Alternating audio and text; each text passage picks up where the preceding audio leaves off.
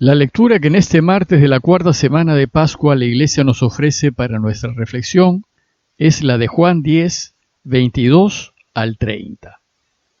Pero hoy, 27 de abril, la Iglesia recuerda a Santo Toribio de Mogrovejo. Toribio fue muy importante por su papel en el establecimiento del cristianismo en América Latina. Nació en España en 1538. Estudió Derecho y fue luego catedrático de la Universidad de Salamanca.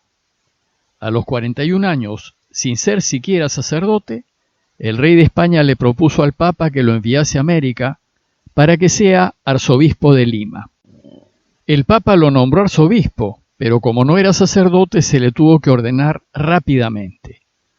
Llegó a Lima en 1581 y el territorio que le tocó gobernar fue muy extenso. Incluía territorios en Perú, Ecuador, Colombia, Venezuela, Bolivia, Chile y parte de Argentina. Fue 24 años arzobispo, pero solo estuvo en Lima 8 años. La mayor parte de su tiempo la dedicó a ser pastor de su extenso territorio. Hizo 3 grandes viajes misioneros, recorriendo el territorio en viajes de 3 y 4 años y a menudo a pie. Mientras estuvo en Lima se dedicó a la reforma de una iglesia bastante mundanizada. El problema fue que los primeros conquistadores que llegaron al Perú no fueron precisamente los mejores, y sus esfuerzos de reforma produjeron un fuerte rechazo. Fue un hombre muy caritativo y generoso, y especialmente muy preocupado de los indígenas. Para comunicarse con ellos y anunciarles la buena noticia, aprendió algunas lenguas. Uno de sus grandes deseos fue transmitirles el Evangelio en su propio idioma, y cuando presidió en Lima el tal vez más importante concilio de la época, el Tercer Concilio Limense, se esforzó, entre otras cosas, para que el catecismo se enseñase en castellano, quechua y aymara. Pero también se dedicó a ayudar a los indígenas y a defender sus derechos de la explotación y abuso de los colonizadores. Debido a su ejemplo como pastor entregado, el Papa Juan Pablo II, en 1983, lo nombró patrono de los obispos de América Latina.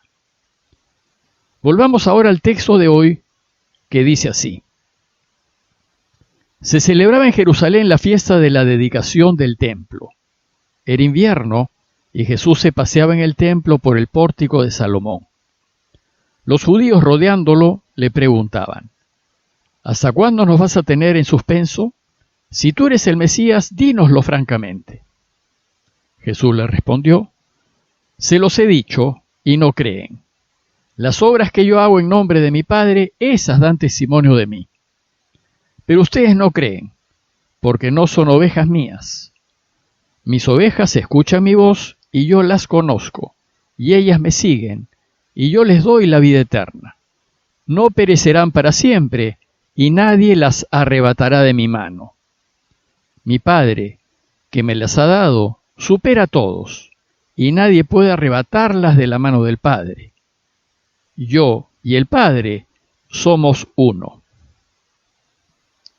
El relato empieza diciéndonos que se celebraba en Jerusalén la fiesta de la dedicación del templo, y que era invierno. A la fiesta de la dedicación también se le llama Hanukkah, o fiesta de las luces. Esta fiesta celebraba la restauración del templo después de la profanación que éste sufrió de manos del rey Antíoco IV, que fue un rey descendiente de los generales de Alejandro Magno. Por ahí, por el año 170 a.C., el rey Antíoco prohibió la religión judía y trató de establecer en Israel el culto a los dioses griegos. Para ello, profanó el templo y persiguió duramente a quienes se le opusieron. Esto provocó una revuelta popular liderada por los hermanos macabeos, y finalmente los macabeos lograron la victoria y liberaron a Israel de los reyes seleucidas. Bueno, pues Jesús había ido a Jerusalén para celebrar esta fiesta religiosa judía que conmemora la restauración del templo. La fiesta duraba 8 días y caía en el mes de diciembre, en torno a la Navidad. Por eso dice el texto que era invierno. Y efectivamente, diciembre es pleno invierno en Israel y hace frío. Que Juan haya ubicado este relato con el trasfondo de la fiesta de las luces es tal vez para destacar la pretensión de Jesús de ser el único dedicado, el único consagrado a Dios y por Dios, el verdadero templo de Dios. Nos dice el texto que Jesús se paseaba en el templo por el pórtico de Salomón. Y según el texto, los judíos aprovecharon este momento para interrogarlo y rodeándolo, dice el texto, le preguntaban: ¿hasta cuándo vas a tenernos en suspenso? Si tú eres el Mesías, dilo francamente, abiertamente, declárate Mesías. Los judíos querían saber si Jesús era o no era el Mesías. Y la fiesta de la dedicación era un marco excelente para responder esta pregunta, pues la fiesta celebraba el triunfo judío sobre los invasores seleucidas. Y se esperaba que el Mesías, cuando llegue, haga lo mismo y venza a todos los enemigos, que en esos tiempos eran los romanos. De una parte parecía que Jesús era el Mesías, pues hacía signos extraordinarios que los dejaban boquiabiertos. Sin embargo, esas señales no eran pruebas suficientes de que era el Mesías, pues también hubo en el pasado profetas que hicieron gestos extraordinarios y que no fueron el Mesías. De Jesús, los judíos no sabían qué pensar, pues si bien de una parte daba esas señales desconcertantes que indicaban que era el Mesías, de otra parte no parecía serlo, pues no tenía medios ni tenía ejércitos y solo lo seguía un grupo de sencillos campesinos de Galilea. Además, los desconcertaba porque no le interesaba el poder. Pero lo que más los confundía es que ayudaba y hacía favores a sus enemigos los romanos, a quienes se suponía que tenía que derrotar. Jesús no responde directamente a sus preguntas, pues ellos no estaban interesados en creer, sino interesados en sus propias conveniencias. En cambio, al ciego que curó, se lo dijo directamente porque estaba dispuesto a creer. Entonces Jesús les dice: ya se lo dije, pero ustedes no lo creen. Y su respuesta la remite a sus obras, pues ellas demuestran que Él es el Mesías.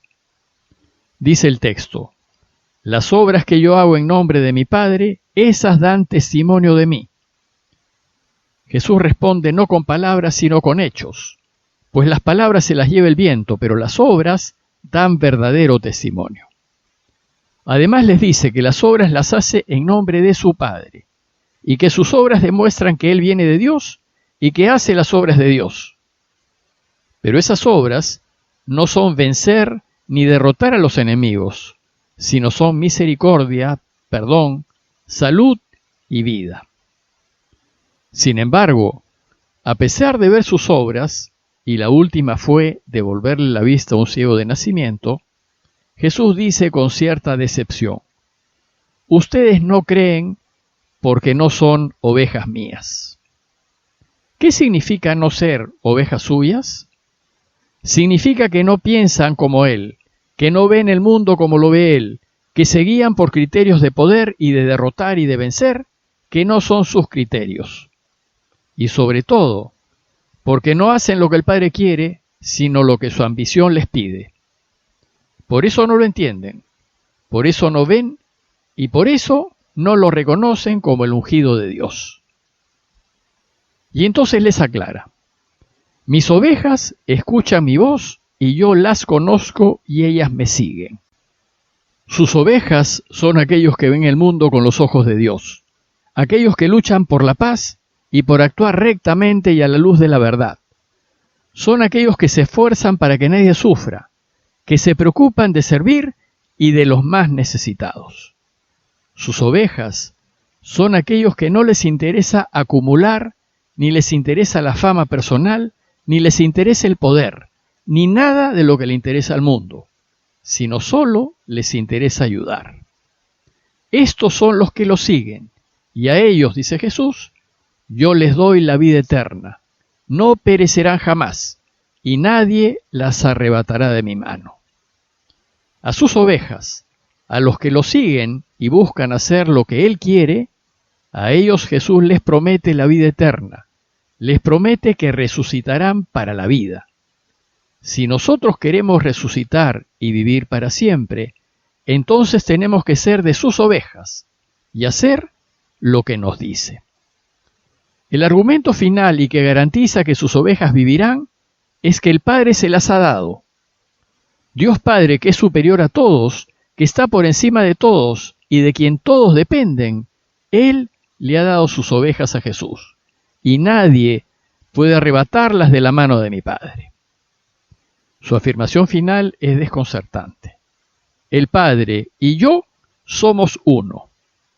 Aquí Jesús les revela que Él es Dios, que Padre e Hijo son un único Dios. Pero ustedes, les dice, no creen, porque no son ovejas mías. A manera de conclusión, los invito hoy a considerar lo siguiente. En el relato, Jesús acusa a los judíos diciéndoles, ustedes no creen. Preguntémonos entonces, ¿y nosotros creemos? ¿Y yo creo? ¿Me son suficientes las señales de compasión, perdón y misericordia para convencerme de que Jesús viene de Dios? ¿O necesito ver gestos sobrenaturales y sensibles para afirmar que Jesús viene de Dios? ¿Es mi Dios aquel que aplasta a sus enemigos? ¿O es aquel que muere en la cruz en favor de sus enemigos? Pidámosle a Dios su gracia para que seamos de sus ovejas y creamos en Él por sus obras, y su ayuda para creer que Él y Dios Padre son uno, y que su deseo es que vivamos para siempre. Parroquia de Fátima, Miraflores, Lima.